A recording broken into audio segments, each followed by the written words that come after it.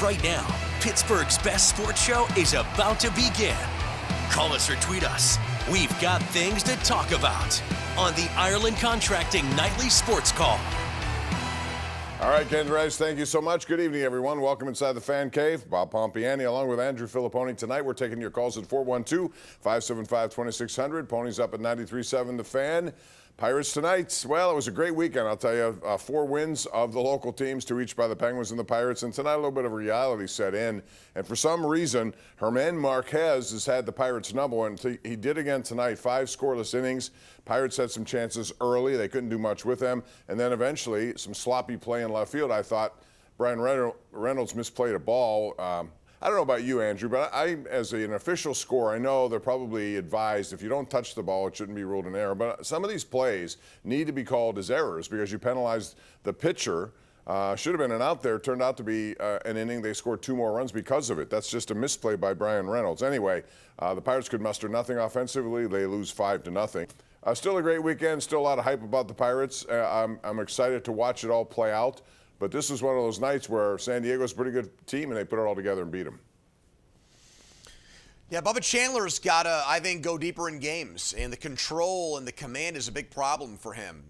Even the game he pitched against the Reds in his first start, he no-hit them, but he didn't get through 5 innings because of all the walks. Right. And he was very hard on himself after this start tonight. He was really tearing into himself, and he should. I like that he's administering his own version of tough love on himself for the way he's performed here because it taxes the bullpen, puts stress on everybody else. Now, in this case, you know, you weren't going to win this game anyways because your offense didn't do much. You put runners on, but you couldn't get them through. This is going back to what happened in the Mets series, really, at the start of the year, as far as having a lot of base runners and a lot of traffic, and that's why the traffic cone was out. The cone was not hoisted in this game. They must have left it somewhere else because they could not get those guys in, and really, it started with that, moronic play involving the third base coach, where absolutely, I don't know what he was thinking.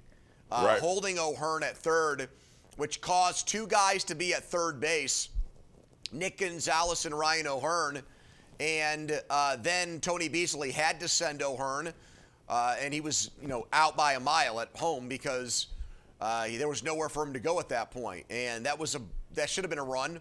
And that should have had the Pirates in a 1-1 spot in the game instead of trailing the way that they did later in the game. So just a bad night all around, really, and you're going to have those in a 162-game season.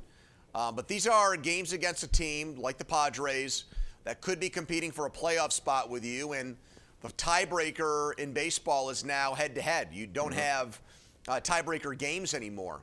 It's how you do against the team you end up being tied with. So that's what makes these games count even more, Bob. Yeah, and tomorrow the Pirates will have a chance to redeem themselves and get back even with Paul Skeens taking the mound. After that, it's Mitch Keller, so it sets up well for the Pirates here.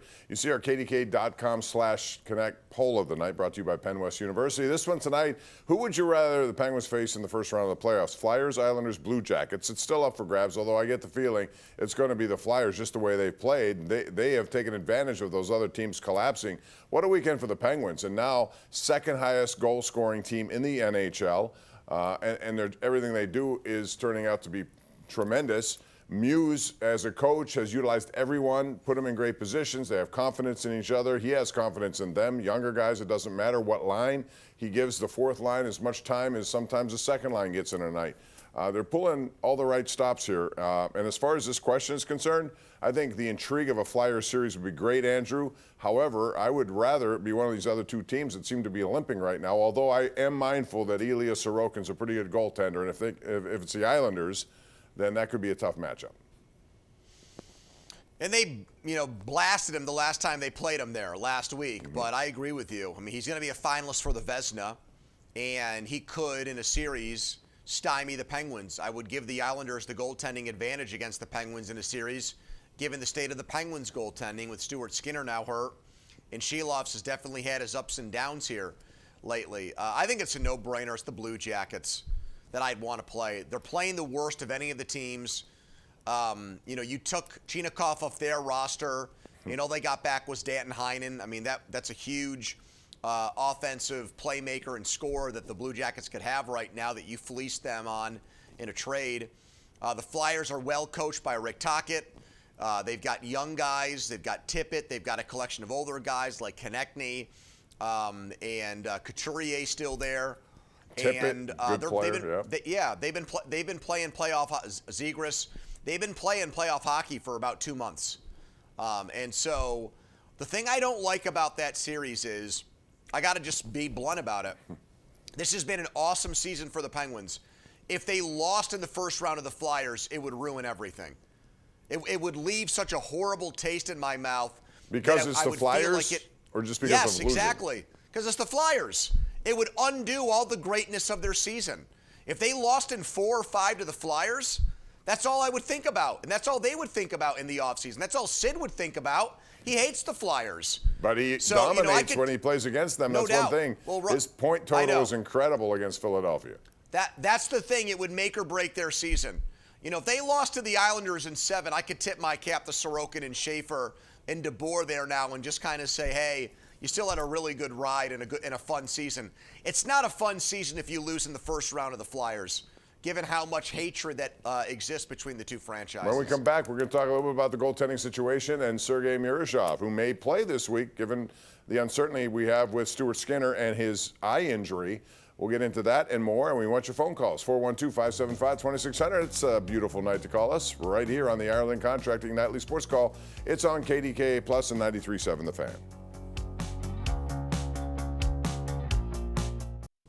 All right, welcome back. This is our Xfinity tweet of the night from Codify. Mason Miller struck out 53 batters in his last 24 regular season games while allowing no runs. It's the first time a pitcher has done that in all of recorded baseball history. And, of course, he's from Bethel Park and just a guy who's amazing what he's been able to do, and traded from Oakland to San Diego for a pretty big haul. And he's the best closer in the game right now, and he can get up there. I think he had a 104.5 playoff pitch, Andrew. The guy's just got an amazing electric arm, and we're probably going to see him. We didn't see him tonight, which means he's going to be available, I would imagine, in the next couple of days.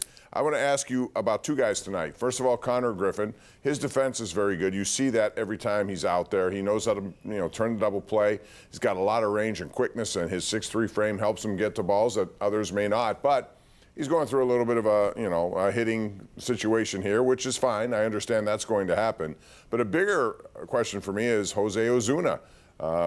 This is another 0 for 4 appearance. Marcell Ozuna.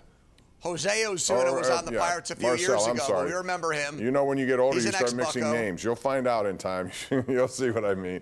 But Marcell Ozuna is really struggling. 0 for 4 again tonight. I don't know what that makes him for the season. And clearly he understands it, because he's the guy taking the place of a guy who will be and is a Pirate Hall of Famer. So that's where we are with that. Yeah. 2 for 31 now on the year for him, Bob. Yeah. And, not a lot of loud contact at all for Ozuna. Even one of his hits was basically an infield hit that he barely made contact with. So he really has done nothing in the way of showing the Pirates and their fans and us that he's still got, something in there after what was a down season in Atlanta. Now, he would have led the Pirates in home runs last year had he been on their roster. So even in a trying season, he was still a somewhat productive major league player. But this is not a good start. I think he is among Pirates that we're talking about here that are on this roster currently, the guy that's off to the worst start, both hitters and pitchers. And it coincides with what Andrew McCutchen's doing in Texas. He's hitting .353. He's hit a home run. He's got an on-base percentage in the 300. He's got an OPS over 1,000, and I don't think that either of those numbers are sustainable. But he clearly has a chip on his shoulder. He's not happy with the way things ended here. And, they're absolutely, and we'll see how it goes for the Pirates. I happen to think they're going to have a very good season. But if they don't, you can always look back and wonder, should they have given Andrew McCutchen a very kind of team-friendly deal of $4 or $5 million, had him as their DH, and gone out and used that extra money to get maybe another left-handed starting pitcher or a real third baseman, Bob? That, too, would have been a way they could have reallocated that money. So, Marcell Ozuna, he doesn't look like a dangerous hitter right now. The bat speed seems down. His timing is off. And you just hope that that's early season baseball, and that's the reason why he's struggling. Yeah, no question about that. But, you know, he has a history of being a streaky hitter, so we'll see how this goes. A lot of people are like this. When he gets hot, he can be a very difficult out. So it's still only, 10 games into the season. All right, let's go to our number one Cochran Go One Better caller of the night. And this is Keith in New Brighton, who's our first caller tonight. Keith, you're on the sports call. Go right ahead. Hi, Bob. How you doing, Andrew? Hey, Hey. I got two things. O'Neal Cruz, he's 6'7". Average center fielder in the league is 5'9" to 6'1", and they're mostly agile guys that can run. I'm more concerned about him under the pressure of making a great catch. You know, the fans, diving, ruining a shoulder or knee. I would get him on first base. He could reach halfway to shortstop. I mean, well, they have better options at first base than him right now. Horwitz is a good defender, and I think O'Hearn is probably better than that. No, I'm not going to mess with him, especially if his bat is lively. He's got 4 home runs, had another hit tonight. So I'm not worried about that. I do worry about his communication issues in the outfield and what they can lead to. But if he hits the way he's hitting, Andrew, I don't think there's any concern for me. I want to see him get on base and drive in runs. Yeah, well, I won't say there's no concern. I would say it's easier to live with the mistakes when he's hitting home runs and he's tearing up left-handed pitching. He's 7 for 10 against them last year. He had 11 hits the entire season. He's already tripled his home run output against left-handed pitching. So that makes it easier to deal with and cope with the blunders. But there's still a lot of blunders out there. And I just I wish there was a way around it. I don't think first base is the answer. I think right field is eventually the solution, but you can't do that when you have O'Hearn on the team. So eventually something's going to have to change. I mean, it's probably likely, Bob, I would say that, next year, O'Hearn's at first. Your second baseman is either Horwitz or Tamar Johnson because Brandon Lau's in the last year of his contract. And Brandon Lau's going to make himself a lot of money. If he continues to hit the way that he has to start the year and he did last year in Tampa, he's got a lot of power for a second baseman, and people will pay for that. I expect him to get a contract that pays him more than $20 million a year.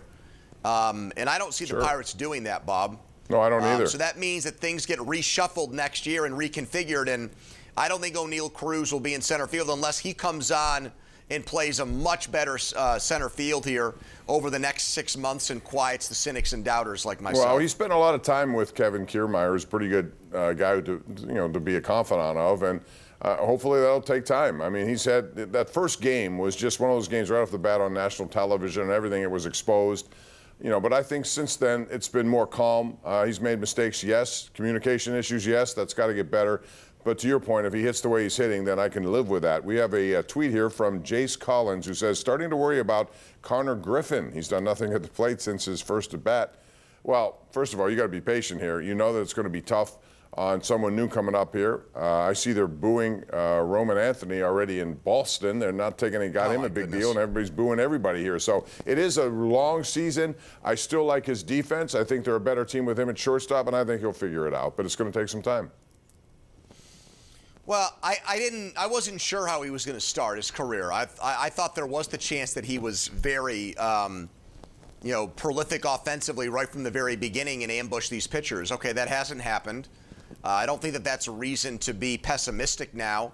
I think most of his at-bats have looked good. I don't think he seems overmatched. I don't think that he's looked lost as in he's been confused or befuddled by pitchers. Mm-hmm. So you just got to hope for better luck and better contact, and I think that'll happen. I don't think that they definitely rushed him as far as 19 years old with almost no AAA experience. Now that he's on the roster, they qualify for that extra pick at the end of the first round, and maybe this was partially motivated by that. Not entirely, but that was a benefit of making this decision when they did. I just want to know, too, what's going to happen with the contract. Because we heard about this on Thursday. We know he has to play games before signing it because of the pick compensation that I just pointed out. But what's the years going to be, Bob? Because there now seems to be some confusion over exactly how many years Connor Griffin is going to sign for. Yeah, I thought this was kind of fait accompli when we heard about it right off the bat. Just a matter of a couple of games in, and here we are still worried. I'm not sure. But the original belief was 9 years, 140 million. And if he's what you think he is, that's actually a good deal for the Pirates. The risk for them, of course, is that he doesn't pan out, and I think that's unlikely. We'll see. It's going to be interesting to watch over the next several days, and I would expect something here pretty soon. And we got to go to a break here, Andrew, so I'll take it. Come back with Bill in North Huntington when we return. This is the Ireland Contracting Nightly Sports Call. We do it 7 nights a week right here on KDKA+, and most nights 93.7 The Fan.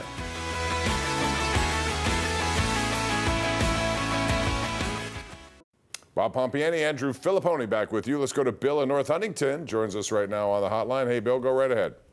Hi, Bob. How are you doing tonight? Good. Thanks for calling.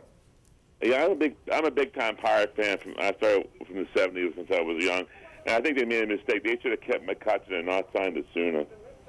A lot of people felt that at the time, but again, they did it because they saw a better potential track record with Ozuna, and I still think it's a little too early for this. We'll see how it goes in time. Normally, Andrew, if you're trying to talk about a person's season, you'd have to wait until, what is this, April 7th or 6th? To me, you got to wait until you get to June to make a better assessment of what this player is doing, because there are going to be these peaks and valleys, and when they happen early, it's if somebody comes out so hot, then you're thinking, man, he's going to hit what McCutchen's hitting all year. As you say, it's not sustainable. Yeah. On the other hand, Ozuna, right off the bat, and people are down on him. So I think give it time.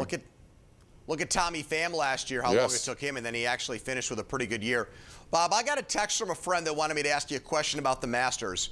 Do you think Jim Nantz and the broadcasters there will be discouraged when it comes to talking about Tiger Woods' situation on the broadcast? Maybe. I mean, I don't know how they're going to do that, but they're certainly going to bring it up. They have to. He and Mickelson are not there. Those are two guys who are previous winners.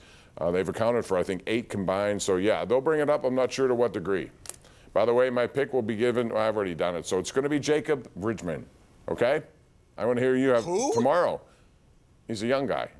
We got to go to bed. We got to go. Good night. We'll talk tomorrow, Andrew.